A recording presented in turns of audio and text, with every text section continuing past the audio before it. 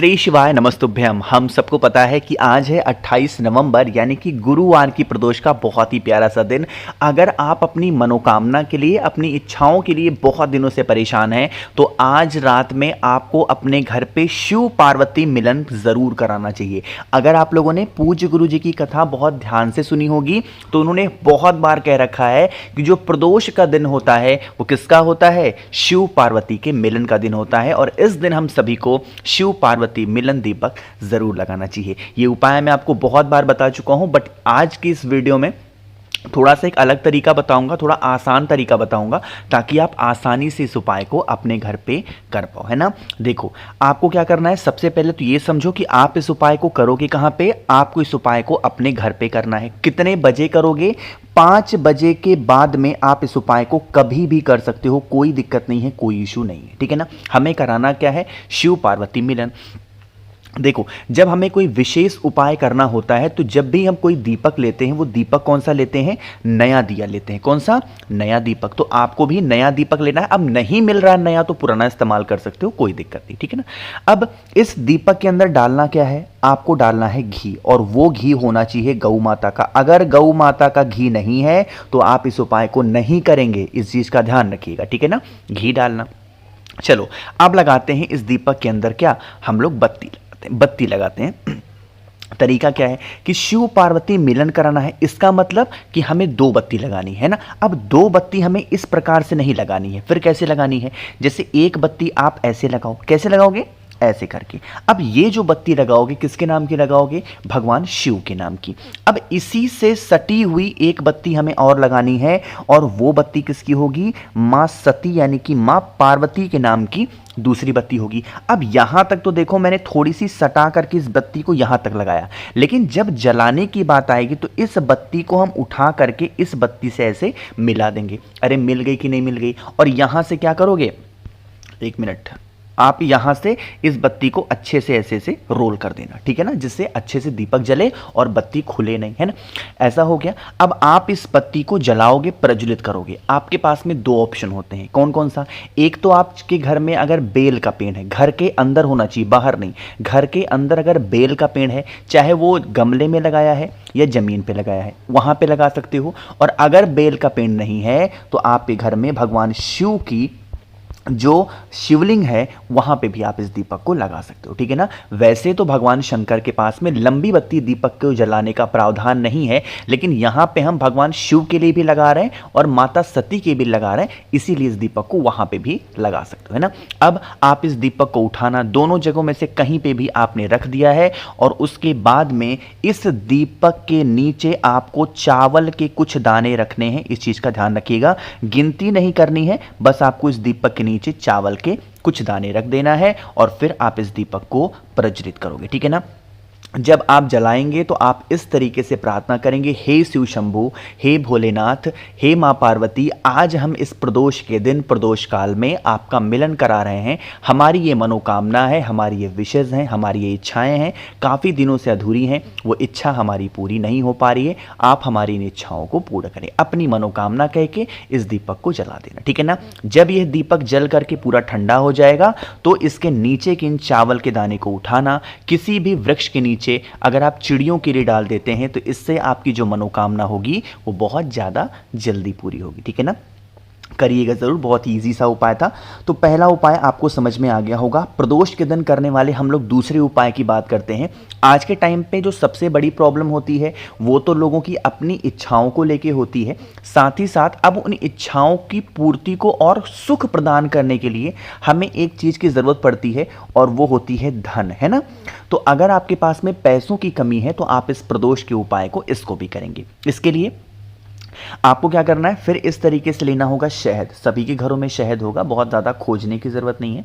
तो शहद लेना, और शहद लेने के बाद में हमें एक सफ़ेद पुष्प की ज़रूरत है। एक चीज़ का और ध्यान रखिएगा, माता लक्ष्मी को अगर कोई भी पुष्प सबसे ज़्यादा प्रिय है तो वो होता है सफ़ेद पुष्प, और महादेव को कौन सा पुष्प प्रिय है? वो भी सफ़ेद फूल। और हम इस उपाय को कर कहाँ पे रहे हैं? महादेव के शिवलिंग के ऊपर। इससे इस उपाय का जो प्रभाव है हमारे ऊपर जल्दी पड़ेगा ना। तो आप एक सफ़ेद फूल लीजिएगा, अब एक तांबे का लोटा लेंगे, उसके अंदर जल भरिएगा, जल के अंदर गंगा जल डालेंगे और फिर पहुंचेंगे महादेव के शिवलिंग के पास में। ध्यान रखिएगा, आप इस उपाय को घर पे भी कर सकते हो, मंदिर में भी करोगे, लेकिन जहां भी करोगे आप प्रदोष काल में करोगे। हाँ, कुछ लोग के कमेंट आए थे, भैया प्रदोष काल का टाइम कब से स्टार्ट हो रहा है? देखो अब ठंडक आ गई है तो जो सूर्य देवता है वो जल्दी डूबते हैं, यानी सूर्यास्त तब जल्दी होता है। तो आप आज के टाइम पर पे सूर्यास्त लगभग 4:45 के आसपास तक के टाइम पे सूर्यास्त हो जाता है।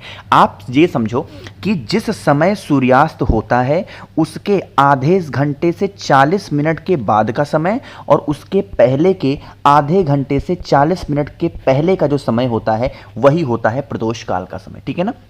तो आप इसके बीच में उपाय कर सकते हो, यानी कि 4 बजे लगभग 4:30 बजे के बाद आप इस उपाय को कर सकते हो कभी भी। अब समझो इस उपाय को, आपको क्या करना है, महादेव के शिवलिंग के पास पहुंच करके सबसे पहले आपको एक लोटा जल चढ़ाना। सबसे पहला काम करेंगे, जल चढ़ाएंगे।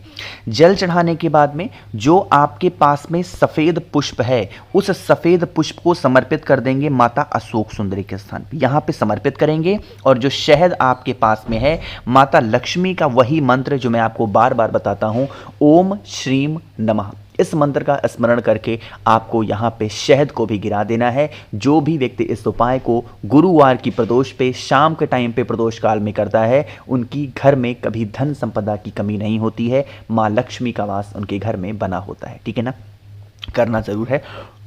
2 उपाय आपको समझ में आ गए होंगे। आगे बढ़ते हैं बस वीडियो के हम लोग अपने तीसरे उपाय की तरफ, जो भी आपको एक फूल से करना है। आप चाहो तो कोई सा भी फूल ले सकते हो, लेकिन एक छोटी सी बात बता दूं कि 29 नवंबर को आपकी मासिक शिवरात्रि पड़ रही है और यह मासिक शिवरात्रि के उपलक्ष्य में रात 12 बजे 29 नवंबर रात 12 बजे तक अगर आप 7 मुखी रुद्राक्ष जो कि धन प्राप्ति के लिए होता है अगर आप मुझसे लेते हो तो इसके साथ मैं आपको बहुत सारी चीजें फ्री दे रहा हूं, प्लस 5 मुखी रुद्राक्ष प्लस 3 मुखी रुद्राक्ष प्लस 108 कमल गट्टे की माला फ्री मिलेगी और प्लस महादेव को समर्पित करने के लिए भस्म आपको फ्री मिलेगी। तो अगर इन सभी चीज़ों का लाभ उठाना है तो नंबर नोट करेंगे 9005643345, ये मेरा व्हाट्सएप नंबर है, मैसेज करिएगा, आपके घर पे बहुत जल्दी पहुंचेगा। ठीक है ना?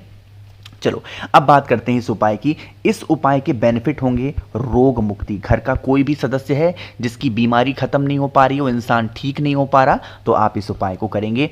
इसके लिए हमें 3 चीज़ों की ज़रूरत पड़ने वाली है। वो 3 चीज़ें कौन सी हैं? सबसे पहले तो आपको लेना है एक फूल। ध्यान रखिएगा, मैंने अभी आपको बताया है ज़रूरी नहीं है जो फूल मैं आपको दिखा रहा हूँ वही लेना है, कोई सा भी एक फूल ले सकते हो। आपको महादेव की सबसे प्रिय चीज़ लेनी है और वो होती है बेलपत्र। तो आपको मात्र एक बेलपत्र लेनी है और फिर आपको लेना होगा एक शमी का पत्ता, यानी कि एक शमी का पत्ता, एक बेलपत्र और एक कोई सा भी फूल अपने राइट हैंड में, अपने दाहिने हाथ में आप रखोगे और रखने के बाद में आपको पहुंचना है महादेव की शिवलिंग के पास में। फेस रखना होगा उत्तर दिशा, नॉर्थ डायरेक्शन। वहां पर पहुंच करके सबसे पहला काम करना है, अगर आपके पास में जल है तो आप पहुंचते ही सबसे पहला काम करेंगे एक लोटा जल चढ़ाएंगे।